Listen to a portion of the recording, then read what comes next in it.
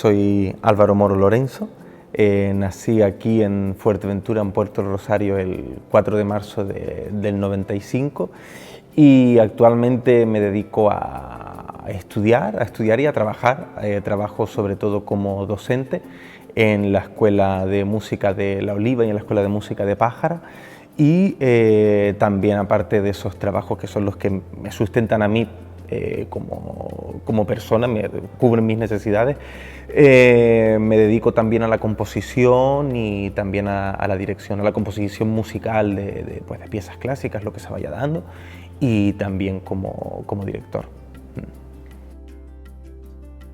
Pues mi proceso formativo, la verdad es que ha sido muy salteado, muy salteado. Yo salí de aquí de Fuerteventura, habiendo recibido una formación musical en la Escuela Insular de Música, y también con profesores particulares. También dentro de mi formación me gusta añadir mi formación también en pintura, porque yo estudié con un grandísimo artista que, vamos, que a mí me dio mucho, que es Nacho Ramírez. Y ahí empezó, pues, más o menos ¿cómo se dice? Mi formación también. Tengo que hablar de mi abuelo, porque mi abuelo era clarinetista y él me enseñó muchas cosas que hoy en día tengo que darle la razón. Incluso posteriormente en el conservatorio hay gente que me ha dicho: ¿tú sabes que yo estudié con tu abuelo? Y es como, madre mía, ¿sabes? Lo sigo descubriendo, parece que no lo conocía, pero bueno. Estudié 2 años de clarinete en el Conservatorio Superior de Música de Canarias. Después tuve una crisis muy fuerte debido a problemas personales, y estudié 1 año de Derecho, que me sirvió para saber que el Derecho no era lo mío. En una clase de Economía compuse una canción y dije: yo creo que ya basta este romanticismo. Y después estudié composición en el Conservatorio Superior de Música de Canarias y estudié luego el bienio, que valdría el último año de carrera y el primer año de máster de dirección de orquesta en Italia, en el Conservatorio Luca Marenzio di Brescia, con Pierangelo Pelucchi. Y después de eso, un máster de acceso al profesorado que actualmente se me está atragantando, pero todo, bueno, eso ha sido a grosso modo mi formación. También he estado con otros maestros, otros directores, Miquel Ortega, que me ha enseñado muchísimo, Alberto Cubero también, ambos sobre todo a dirigir ópera, porque la ópera tiene sus cuestiones importantes que un director tiene que conocer. Pero bueno, siempre me gusta hablar de una frase que creo que era de Sir Simon Rattle, que decía que el director de orquesta, y en este caso yo lo extrapolo a todo, somos como un maestro samurái, que tenemos que aprender de absolutamente cualquier cosa para seguir nuestro camino. Y esta ha sido mi formación, como un poquito de aquí, un poquito de allá, una locura. Pues yo, hablando de esa formación de la calle y tengo que comentar que yo aquí empecé en la banda de la Escuela Insular de Música. Me acuerdo porque yo sabía que mi abuelo era músico de banda y yo tocaba el clarinete, así que si tocas el clarinete sabes que estás abocado a tocar en la banda, que para mí por aquel entonces era como una especie de maldición, porque yo decía: yo quiero ser director de orquesta o clarinetista en una orquesta, y eso de las bandas no iba conmigo. Pero después, poco a poco vas aprendiendo, el destino te va enseñando a ser humilde. Y yo empecé en la banda, después estuve en la banda de Arucas en Las Palmas. Y cuando me volví aquí a Fuerteventura, reconecté un poco con ese mundo bandístico a través de la asociación Banda Municipal de Pájara, cuando ellos me llamaron para dirigir la banda infantil y dar algunas materias teóricas. Entonces ahí, muy poquito a poco, fui colaborando. Y eso ha sido como un torbellino. Al final me he acabado ya dentro de la banda de Pájara, súper agradecido, también reconciliado con la música de banda, con esa parte también porque todo tiene que ver con mi abuelo. Todo tiene que ver con ese tipo de demostración. Y la enseñanza, bueno, al fin y al cabo, lo que he aprendido es que todo es música, al fin y al cabo. Y te das cuenta de que colaborando en un proyecto como de estas características, estás creando algo que si permiten que se quede, será algo muy grande. Es el principio de una tradición. Al fin y al cabo también hay que tener, yo creo que hay que tener una cosa en cuenta, que nos gusta celebrar los centenarios, los 150 años, bicentenarios, y nos llenamos la boca con toda esta parafernalia muchas veces, pero después pocos somos los que pensamos, ay, pero es que a mí me hubiese gustado conocer al Pérez Galdós niño, o me hubiese gustado conocer a Unamuno en la universidad. Pues yo lo comparo con esto, el proyecto que nosotros estamos creando en Pájara, bueno, que no, yo como integrante, el proyecto que están creando, estamos siendo partícipes de si dejan de crear una tradición, y yo creo que es súper importante. Podría darte muchas razones del por qué, pero yo creo que fue como un destino. Yo siempre quise ser director de orquesta, o al menos tener el título. Y yo me acuerdo que cuando era muy pequeñito, cuando mis padres se iban, conectaba un equipo de ordenador a un Walkman que todavía sigo teniendo, me lo ponía en estéreo y me ponía a dirigir y me ponía a sentir la música, y esa era mi manera de vivir, ¿sabes? De desconectar muchas veces. Después, posteriormente, cuando ya teníamos internet muy bien desarrollado, yo me convertí en un monstruo, pues descargándome partituras y encontrando partituras, y di con una web que se llama International Music Score Library Project, que quiere IMSLP. Y ahí ya fue como el no va más. Ahí estaban la mayor parte de todas las partituras de Bach, de Mozart, de Beethoven, los manuscritos. Me acuerdo que lo primero que hice fue escucharme La Pasión según San Mateo de Bach con la partitura delante, que son 2 horas y pico. Según vi la partitura dije, yo tengo que... Y después ahí fue cuando ratifiqué que quería seguir siendo director de orquesta. Después fui descubriendo que la dirección de orquesta no es solo esa cara que nosotros vemos, esa cara del director, esa cara romantizada ¿sabes? Esa figura romántica que exprime el sonido orquestal y que tiene 20 ensayos para ensayar con una orquesta. El director es un gestor que en un ensayo tiene que ser capaz de organizarlo todo, y me siguió gustando. A mí siempre me siguió gustando. A día de hoy no sabría decirte por qué, porque la verdad es que sinceramente la vida del director de orquesta es una vida muy sufrida, porque la mayor parte de... Bueno, yo hablo actualmente, no hemos llegado a dirigir esas orquestas para las que nosotros estudiamos la carrera. Tenemos que estar mendigando muchas veces proyectos y todo este tipo de cosas, pero es como el amor a primera vista. Es un amor a primera vista con muchísimos dolores de cabeza y con muchos follones de por medio, con muchas rupturas, con muchos te voy a dejar, no quiero saber nada más de ti, pero después luego con una llamada parece que lo arregla todo. Pues eso para mí es la dirección de orquesta. Es que no sabría decirte por qué. Es como unas ganas de sufrir. Hay una cosa que sí tengo cada vez más clara, y es que nosotros, el ser humano, lleva dentro de sí la semilla de su autodestrucción. Y yo he dado con esa semilla, que es la dirección de orquesta, que siempre digo, lo voy a dejar, voy a dedicarme a dar clases en un instituto. Y al día siguiente ya estoy pensando, claro, y si escribo esto, voy a arreglarlo y voy a montarlo. Pues podría decir que la isla se porta fatal. Pero yo creo que decir que la isla se porta mal con alguien es echarle la culpa a algo que no tiene culpa, porque la isla es un ser inerte. Somos nosotros, los humanos, los que estamos en esta isla, los que nos dedicamos a hacer la vida fácil o difícil a las personas que viven aquí según nuestra conveniencia.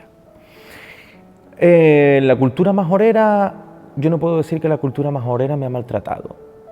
Yo solo puedo decir que parte de esa cultura me ha acogido mucho y yo estoy muy contento con eso, y yo con esas personas con las que sigo colaborando y con las que espero seguir colaborando, me han tratado muy bien, me han dado mucho apoyo y son a los que son la parte en la que digo yo que no, que Fuerteventura no me ha tratado mal. Podríamos tratarnos mejor, por supuestísimo, eso está clarísimo. Cuando se me pregunta muchas veces que por qué hago en Fuerteventura, pues a mí es que me gusta estar en Fuerteventura. Me da mucha pena tener que marcharme de aquí solo porque no puedo conseguir lo que yo tengo aquí.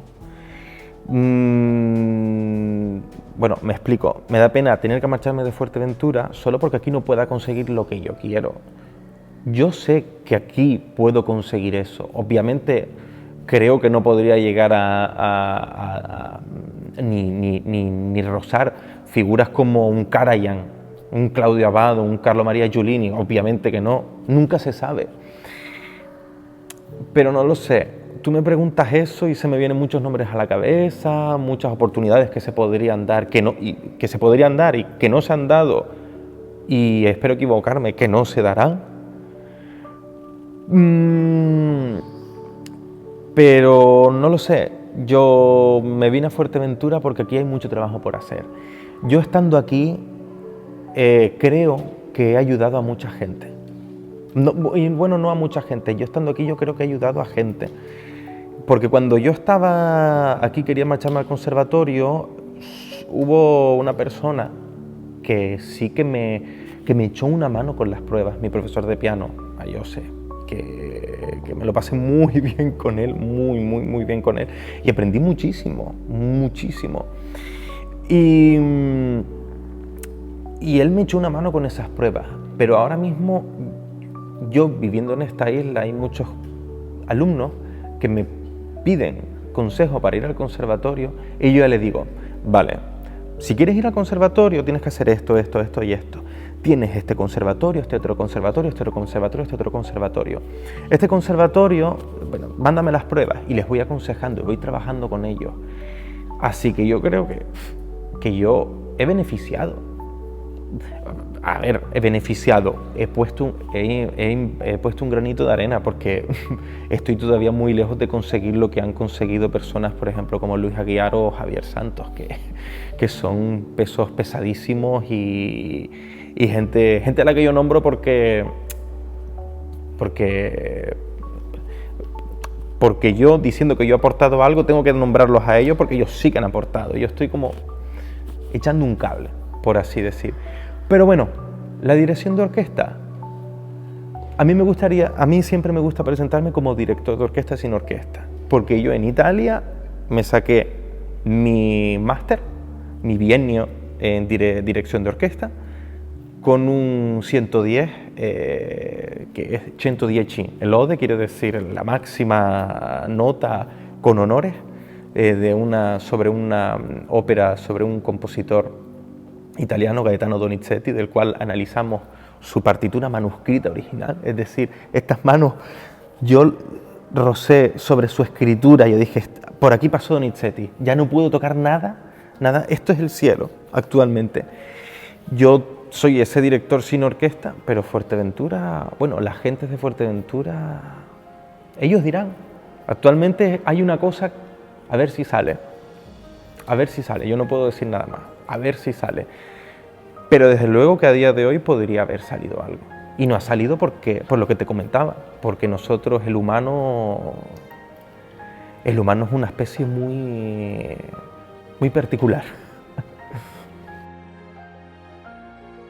Pues yo tengo que hablar siempre de varios proyectos. El primero que voy a mencionar, de los que me voy acordando, de los que más tengo yo,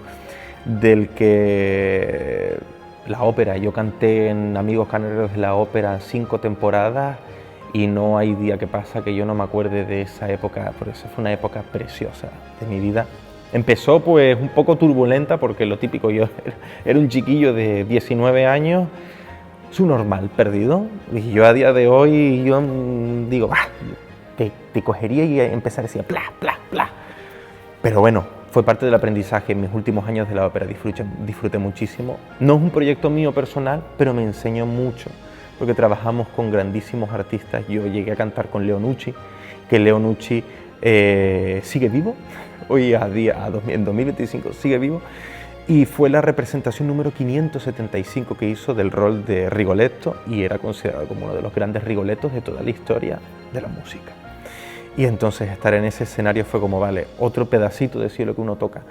Pero proyectos así, tengo obras muy queridas, por ejemplo Tamari Amnon, que fue una obra muy con la que yo me descubrí a mí mismo como compositor, porque los músicos cuando terminaban de interpretar la pieza en los ensayos decía: Álvaro, me encanta tu pieza, pero me deja hecho polvo. Dice, tu música es como muy obsesiva, muy... Ese Tamari Amnon, y después creciendo en intensidad, pues aquí en el Palacio de Formación y Congresos fue el estreno del Concierto Fantasía para clarinete y banda.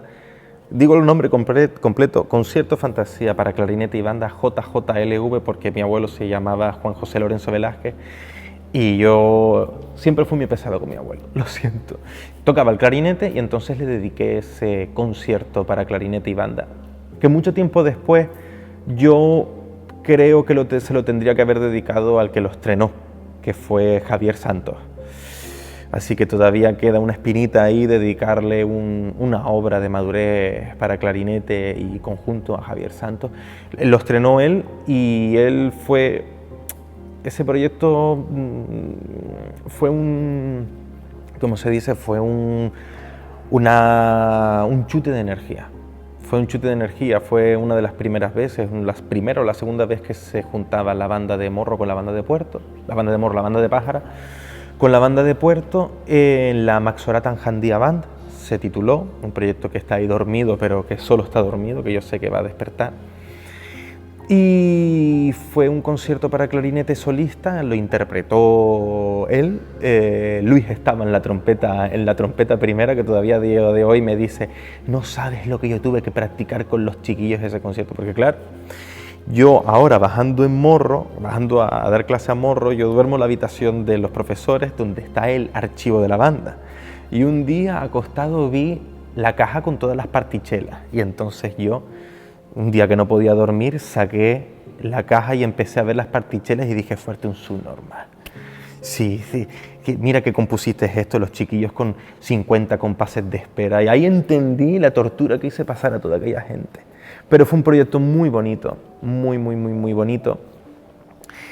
Y después los proyectos en colaboración con Adrián Tejero, que eso, La ciudad sin amanecer, y después, sobre todo después, aquel San Manuel Bueno Mártir, que empezó con esa obra de teatro que para mí es otro proyecto destacable, porque fue un proyecto pequeñito en cierto sentido, porque claro, el ayuntamiento, el concejal de cultura por aquel entonces, Juan Manuel Verdugo, me dice, Álvaro, te voy a encargar la música. Le doy el ok y dice, pero tienes que hacer la obra de teatro, tienes que rectificar un poco la obra de teatro. Y yo, vale, déjame y yo veo qué podemos hacer. Y bueno, cuando yo recibo aquella obra digo, pero esto no, Juanma, esto no es obra ni es nada, esto aquí no hay nada. Y entonces tuve que leerme la obra, tuve que escribir la obra de teatro, que después era destinada a un curso de iniciación al teatro. Yo sé que hay gente que se está riendo, pero hice la música y después se dio el corto, y actualmente muchos fragmentos de esa banda sonora las cuelo en mis obras, porque para mí fue esa música, yo dejé parte de mí en esa música. Y bueno, yo creo que no hay mejor entorno que esta muestra de carteles de cine con Sean Connery detrás y la música de Maurice Jarre, que yo creo que puede ser el destino que parece que está hablando. Yo siempre creí que el destino a veces me hablaba, no lo sé. Habían compositores, no me acuerdo si es Puccini o o Catalani, ya no me acuerdo, o sea, que siempre escribían, el destino me habla porque yo sé que hay una coincidencia, porque yo sé que tal día que fui a tal sitio vi tal historia. Pues yo tengo esa lista también, yo creo que esto puede ser algo. Pero esos proyectos, los proyectos en colaboración con Adrián Tejero también, que otro compañero, con el que lo he pasado muy mal, pero también muy bien sobre todo. Sería hipócrita decir que lo he pasado mal con él. Él sabe que yo lo digo de cariño. Pero bueno, y seguramente me esté olvidando de algo. También las canciones Fuerteventura en Clásica, cuando compuse 2 canciones para Ayla Rodríguez y las tocó un amigo de piano que era profesor de la escuela por aquel entonces, Carlos Guerrero, que hicieron una interpretación brutal de mis piezas. Ahí fue cuando aprendí de verdad que los intérpretes son los que dan vida a tu obra, porque tu obra sobre el papel no es absolutamente nada. Y bueno, seguramente me olvidaré de un montón de cosas, pero eso es más o menos lo que... Yo siempre he creído, ¿vale? Y cuando vean la entrevista van a decir, eres un flipado.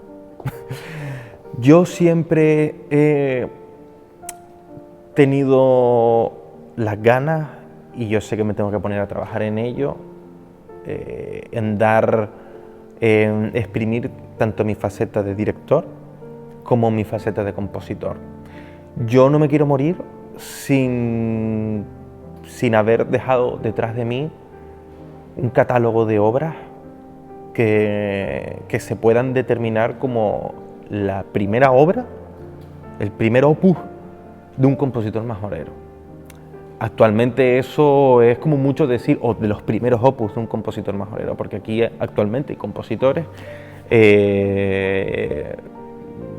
previamente a mí nada más que uno, Agustín Pierres también, al que le tengo mucho aprecio, y detrás de mí pues un alumno mío, Bryce Sánchez, que no sé qué le deparará el destino, pero vamos, que yo tengo muchas confianzas puestas en él. Pero sí es cierto que yo quiero marcharme diciendo, aquí se queda el opus de un compositor majorero, un opus considerable de determinados números de obras, mínimo con una ópera compuesta, que podrán estrenar o no podrán estrenar, pero una ópera que se llame ópera, no una pseudo ópera, no una ópera de bolsillo, sino una ópera. Porque me gustaría dejar esa obra, me gustaría dejar eso como legado al fin y al cabo. De mayor o menor calidad, pues bueno, ya juzgarán los que vengan adelante, y que me gustaría dejarle también ese trabajo a esa gente, dejarles ese compendio y que ellos se rompan la cabeza para analizarlo, para decir qué es lo que quiso decir aquí. Bueno, archivos crípticos, cartas y cosas de esas, bueno, ya me las ingeniaré, queda todavía mucho tiempo, espero que quede mucho tiempo todavía. Y después, director, seguir siendo director, y el otro legado es llegar a ser director, pero de verdad. Es decir, no solo con el título, que ya es algo, porque actualmente soy el primer director titulado de Fuerteventura. No, previamente no han habido otros directores titulados. Yo en dirección de orquesta sería el primero. Nacido en Fuerteventura, que eso es una cosa que yo me acuerdo que me daba un montón de prisa. Decía, tengo que ser el primero. Dirija o no dirija, tengo que ser el primero. Y bueno, y que haya una orquesta en Fuerteventura. Porque en Fuerteventura tiene que haber una orquesta. Hay público, hay proyectos, hay dinero, porque dinero hay dinero, y tiene que haber una orquesta.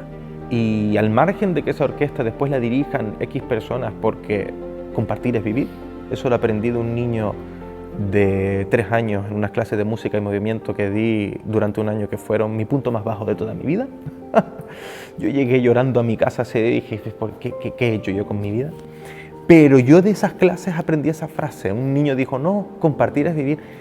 Pues compartir es vivir. Lo dejo como mensaje, compartir es vivir.